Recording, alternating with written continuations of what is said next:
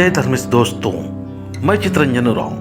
मैं आज अपने समाज, शरणा समाज, प्राकृतिक समाज और प्राकृतिक पुजारी और आदि धर्म के बारे में मैं समाज के लोगों को कुछ बताने का प्रयास कर रहा हूँ। ये जो बातें बता रहा हूँ ये किस तरह से प्रतीत होता है, किस तरह से आप सोचते हैं, किस प्रकार से ये सही या असही लग रहा है, उसको बताने का जरूर प्रयास करना। कमेंट्स के माध्यम से बताना। बहुत सारे लोग वीडियो देखते हैं लेकिन आज हमारे दोस्तों ने केवल देख के छोड़ देते हैं। अगर आप कमेंट्स करते हैं तो मैं कमेंट्स जरूर पढ़ता हूँ। रिप्लाई थोड़ा देने में देरी हो जाता है, पर मैं नया जो वीडियो बनता है उनका जरूर मैं कमेंट्स देखता हूँ और कमेंट्स का मैं जवाब भी देने का प्रयास करता हूँ। इसीलिए मैं सारे समाज के लोगों से मैं कहना चाहूँगा कि आप लोग जरूर कमेंट्स के माध्यम से बताना।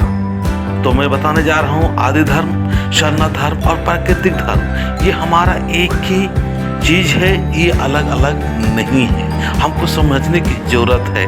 कहते हैं कि हम लोग को जब शुरुआती दौर में, जब मानवता का शुरुआती हुआ था, तो शुरुआती दौर में हम सभी लोग बहुत ही नेक, ईमानदार और सुंदर और प्राकृतिक में ही हम लोग जीवन व्यतीत करते हैं और व्यतीत करते थे और जीवन उसी में हम समर्पित होके अपना सब कुछ न्यौछावर करते थे। हमारा प्रकृति के अनुसार ही किसी प्रकार से कोई छल कपट नहीं, किसी से ईर्ष्या नहीं, किसी से द्वेष नहीं, किसी धर्म का, किसी जाति का या किसी का भी किसी प्रकार से कुछ भी हमारे भाव में दोषिता नहीं थी। बड़ा प्रेम, बहुत प्रेम। जिस तरह से प्रकृति का स्वभाव होता है उसी तरह से अपना भी स्वभाव था और अभी भी है। अभी भी बहुत सारे लोगों का अभी भी ऐसा है। हम लोग संत स्वभाव से जीते हैं। आदि धर्म से शरणा धर्म का जो नाम थोड़ा सा चेंज हुआ, वो चेंज होने का कारण भी बहुत ही दिव्य है। कारण ये है कि जब हम लोग पूजा पाठ करते थे तो पूजा पाठ करते करते हमारे अंदर में भी कुछ प्रार्थना पूजा की तरफ झुकाव कम हुआ। फिर जाला माँ ने आवाज दी, प्राकृतिक माँ ने आवाज दी कि आप लोग एक दिन मेरे शरण में आओ, मेरे संग आओ, मेरे नज़दीक आओ और विनती करो, भजन करो, ध्यान करो। इससे आपका जीवन सुखमय होगा, अच्छा होगा।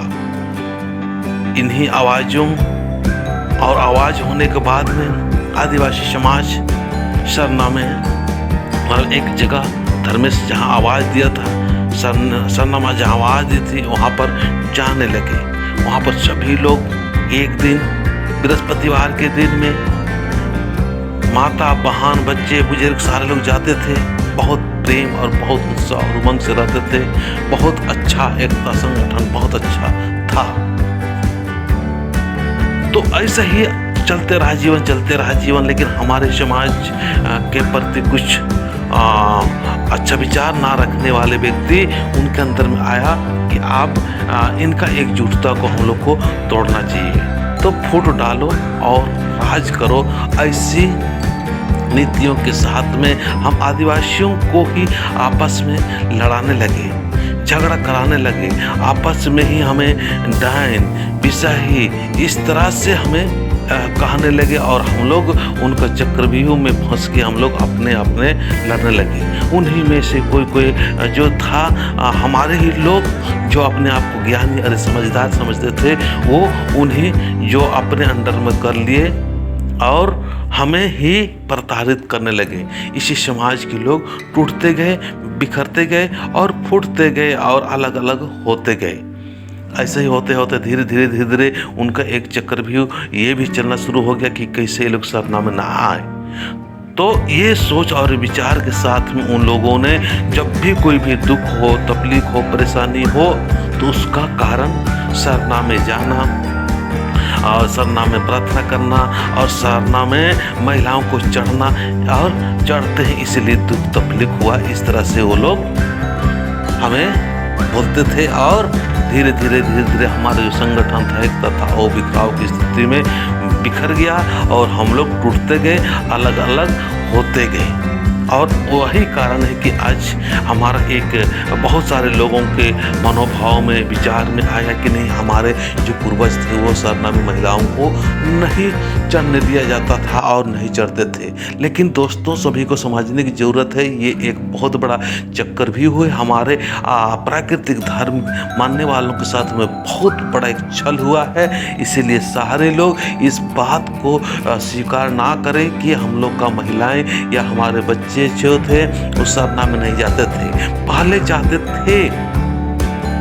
जाते थे और बहुत प्यार से रहते थे, और हमारे साथ में छल हुआ ताकि हम लोग संगठित ना रह पाए, अलग अलग हो जाए। फिर ये छल के द्वारा हाँ वो लोग सफल हुए। धीरे धीरे हम लोग का जो साल में एक दिन जाना शुरू किए पहान लोग, हमारे पुजारी लोग, और हमारा जो सदा पूजा पाठ प्रार्थना था, जो कि केवल और केवल सदा पानी और शुद्ध पानी, पवित्र पानी के द्वारा ही पूजा पाठ होता था। अन्य सामग्री जो लगता था वो प्राकृतिक के द्वारा जो थोड़ा बहुत एक हाथ चढ़ाते थे, बाकी कुछ भी नहीं था। केवल ध्यान और विनती प्रार्थना, यही सब में ज़्यादा ध्यान था। आज हमारे समाज में बहुत सारे लोग देखिए चढ़ावा के ऊपर भी लड़ते हैं, चढ़ावा के ऊपर भी बातें करते हैं कि ये चढ़ाना चाहिए, वो चढ़ाना चाहिए। हम अपने आदमियों की तरह ही धर्मेश को भी व्यवहार करते हैं, तो ये भी गलत है। हम सभी को जानना है कि हमारे साथ में जो छल हुआ है, हमारे साथ जो कपट हुआ है, कि सरना में नहीं जाना चाहिए, और वो लोग सफल हुए। और अभी भी हमारे अंदर में जो मानसिकता में गिरावट आई है और संगठन नहीं होने का सबसे बड़ा कारण है।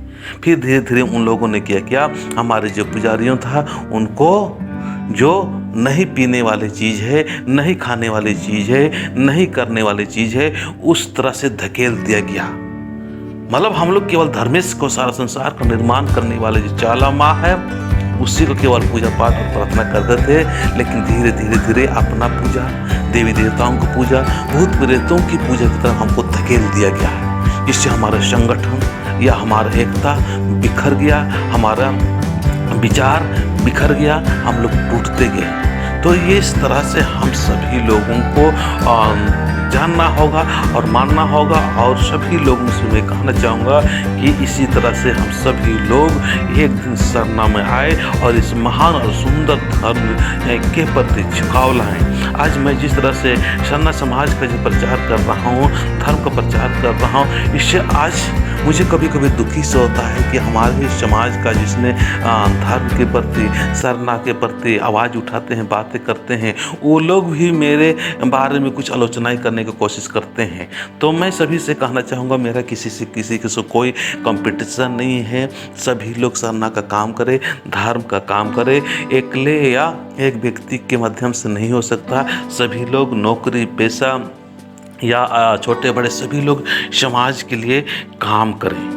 तो आज हमारे मन इधर उधर जो भटक गए हैं, अन्य धर्मों की तरफ चले गए हैं, ये हमारे साथ में बहुत छल हुआ है, बहुत सारे कपट हुआ है। और इस छल और कपट को समाप्त करने के लिए हम लोग जितने जल्दी समझेंगे, जितने जल्दी हम लोगों को समझाएंगे, उतना ही अच्छा होगा। और सच्चा सरना धर्म, सच्चा प्राकृतिक पुजारी जरूर सरना में आते हैं और ज़रूर आएंगे। और जो नहीं आते हैं, केवल इधर उधर अपना मार्केटिंग कर रहे हैं, अपना व्यवसाय चला रहे हैं, उनको तो कुछ नहीं, वो नाम लेंगे, अपना स्वार्थ सिद्ध करेंगे। तो चलिए, ये बातें आपको कैसा लगा ज़रूर अपने कमेंट्स के माध्यम से बताना, ताकि मेरा उत्साह भी बना रहे और मैं लगातार काम करता रहूं। और आपका प्रेरणा और आपका जो आशीर्वाद मिलेगा, वो धर्मेश का आशीर्वाद समझ के मैं ज़रूर अपना दिल को स्वीकार करते हुए, आपसे प्यार करते हुए, प्रकृति से प्यार करते हुए